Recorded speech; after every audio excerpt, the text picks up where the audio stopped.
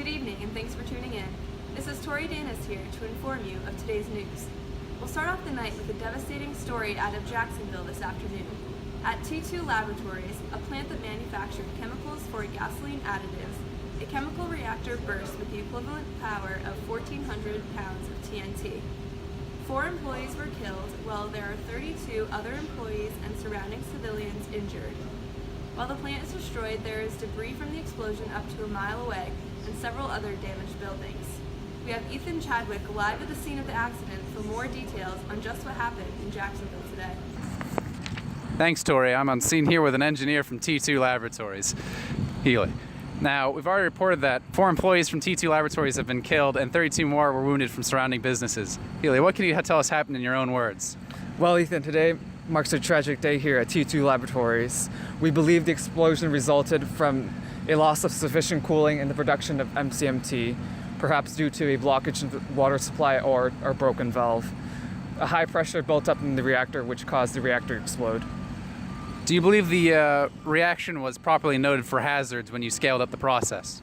No, I do not believe that is the case. We first conducted laboratory scale processes, and then after our earlier batches yielded unexpected results, we forgot to account for the scale-up process and conduct further laboratory scale experiments.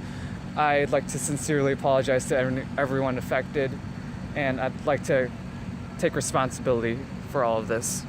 Well, with that information, we can hope to prevent further incidents from happening. Thank you, Healy, for your time. Thank you.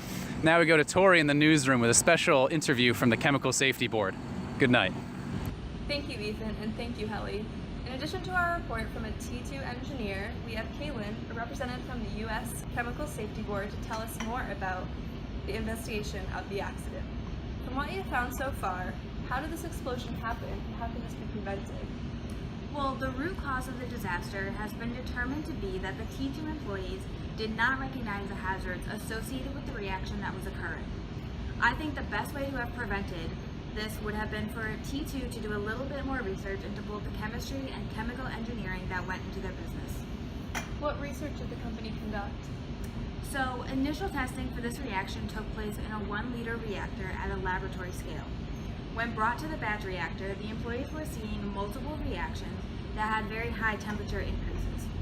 To control this, the recipe was changed multiple times at the batch scale without further lab scale testing. Later on in productions, the employees actually increased the volume of the reactor by 1/3 without doing a proper hazard analysis. Overall, there was very little understanding of the risks associated with scaling up this process. What were some of the contributing causes, and how could they have been prevented? One of the main contributing causes was the design of the cooling system on the reactor. There was a lack of redundancy which made it susceptible to single-point failures. That, combined with the fact that many parts on the system were being run to failure without proper maintenance, led to the catastrophic failure that happened tonight. And what could be done to prevent this from happening again? We have reported 167 serious incidents in the United States over a 20-year time span. Of those incidents, 25% originate in reactors in the chemical manufacturing industry. We recommend that both OSHA and the EPA work towards increasing industry awareness of these hazards. We are also recommending that AP and ABET include reactive engineering and associated hazards in the undergraduate chemical engineering curriculum. Thank you, Kaylin. Chemical workers are actually going against the suggestion from CSB and would like to see action from OSHA and the EPA by expanding their reaction chemical regulations. T2 Laboratories is looking at many lawsuits from blast survivors and those who lost family from the accident. Thanks for listening.